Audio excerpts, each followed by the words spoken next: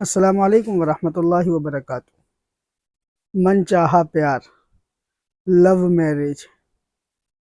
Photo کے ذریعے محبوب کو تڑپا دو، محبوب کو پڑھ کر کے یہ کھلا دو، عاشق ہو جائے گا، عاشق ہو جائے گی۔ اس طرح کی بہت سے آپ کو پمپلیٹ وغیرہ یہ ٹرانوں میں خاص کر کے اور بھی بسوں پر اور بھی جگہ آپ کو لگے ہوئے ملیں گے۔ منٹوں میں کام نہ ہو تو پیسے واپس۔ اس کی حقیقت بتا رہا ہوں اور ایک وظیفہ اور بتا رہا ہوں، اور اس کے اندر کچھ ہدایتیں ہیں، وہ بھی انشاءاللہ آپ کو بتاؤں گا۔ یہ جو جتنے بھی جس طرح کے جو پوسٹر لگے ہوتے ہیں، ان کی حقیقت کیا ہے؟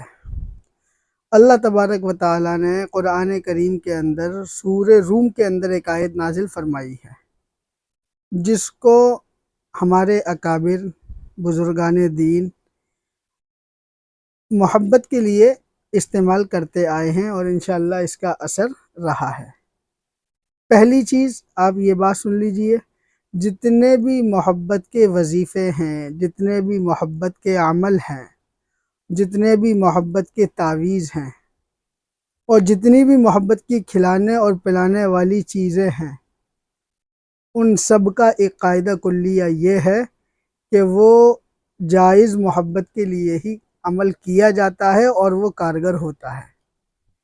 کیونکہ شریعت کے اندر، اسلام کے اندر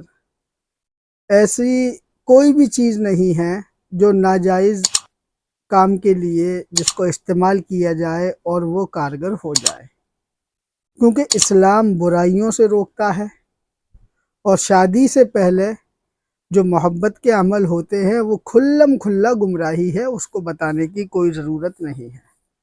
تو سب سے پہلی بات یہ اپنی کھوپڑی کے اندر بٹھا لو، اپنے دماغ کے اندر بٹھا لو کہ جتنے بھی محبت کے وظائف عمل ہیں، یہ سارے کے سارے زوجین کے لیے، میاں بیوی کے لیے ہوتے ہیں، اور اس طرح کے عمل اگر کوئی کر رہا ہے جائز محبت پیدا کرنے کے لیے، جائز ہمدردی پیدا کرنے کے لیے، یا کسی کا گھر نہ بگڑے، کسی کا گھر نہ ٹوٹے، اس لیے کوئی عامل بھی یا کوئی مولانا یا کوئی اور اس کام کو کرے تو وہ جائز ہے، بلکہ کار ثواب ہے، کیونکہ وہ ایک گھر کو بچانے کی کوشش ہوتی ہے۔ اکثر بہنوں کے میسج ملتے ہیں کہ میں مائکے میں رہ رہی ہوں، شوہر بلانے نہیں آتا ہے۔ ایسے لوگوں کے لیے یہ وظائف ہوتے ہیں، اور وظائف ہی کرنا چاہیے، کیونکہ اس کو انسان پڑھتا ہے، اور انسان جب خود پڑھتا ہے تو اس کے اثرات نظر آتے ہیں۔ تو میں نے بتایا تھا آپ کو شروع میں کہ سورہ روم کے اندر آیت نمبر 21 اللہ تبارک و تعالیٰ ارشاد فرماتا ہے، وَمِنْ آيَاتِهِ أَنْ خَلَقَ لَكُم مِّنْ أَنفُسِكُمْ أَزْوَاجًا لِتَسْكُنُوا إِلَيْهَا وَجَعَلَ بَيْنَكُم مَّوَدَّةً وَرَحْمَةً إِنَّ فِي ذَلِكَ لَآيَاتٍ لِقَوْمٍ يَتَفَكَّرُونَ۔ یہ آپ کو اسکرین پر دکھائی دے گی انشاءاللہ۔ اس آیت کے اندر اللہ تبارک و تعالیٰ نے فرمایا ہے کہ یہ بھی نشانیوں میں سے ہے کہ اللہ تبارک و تعالیٰ نے تمہارے لیے بیویاں پیدا کی تاکہ آپ سکون حاصل کر سکیں۔ دنیا کی ساری گھبراہٹیں، دنیا کی ساری تھکانیں، اگر بیوی اچھی ہے اور آپ گھر چلے گئے اور آپ کو آپ کا گھر ایک گہوارہ لگتا ہے، آپ کو آپ کے گھر میں سکون محسوس ہوتا ہے، تو یقیناً وہ بیوی اچھی ہونے کی وجہ سے ہی ہوتا ہے۔ اگر آپ کے گھر میں آپ کو سکون محسوس نہیں ہوتا ہے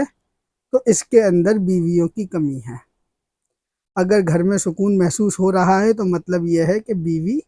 اسی طرح کی ہے کہ جس طرح سے شریعت نے بتایا ہے۔ ایک حدیث کا مفہوم ہے، کچھ الفاظ ہیں جناب محمد رسول اللہ صلی اللہ علیہ وسلم سے غالباً کسی صحابی نے پوچھا تھا کہ یا رسول اللہ بیوی کیسی ہونی چاہیے؟ تو آپ نے فرمایا تھا جب تو اس کی طرف دیکھے تو تجھے خوش کر دے، یعنی کہ اس کو دیکھ کے ساری ٹینشنیں کم ہو جائیں، ختم ہو جائیں۔ اگر ان دونوں کے درمیان، میاں بیوی کے درمیان کوئی نہ اتفاقی ہے، ناچاقی ہے، یا کسی بات پہ محبت میں کمی ہے، تو ان لوگوں کے لیے یہ وظیفہ کرنا جائز ہوتا ہے، بلکہ بہتر ہوتا ہے، کار ثواب ہوتا ہے، اور کرنے والا اور اس میں مدد کرنے والا دونوں ہی ثواب کے مستحق ہوتے ہیں۔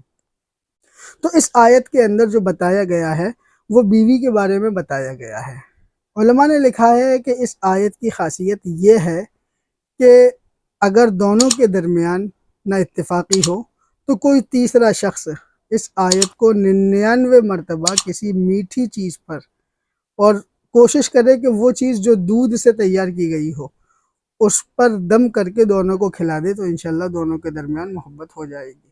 اور دونوں میں سے کسی ایک کے ساتھ یہ معاملہ ہے، شوہر محبت نہیں کرتا تو بیوی کو چاہیے کہ اس آیت کو جو ابھی پڑھ کے بتائی تھی آپ کو، سورہ روم کے اندر 21ویں آیت ہے،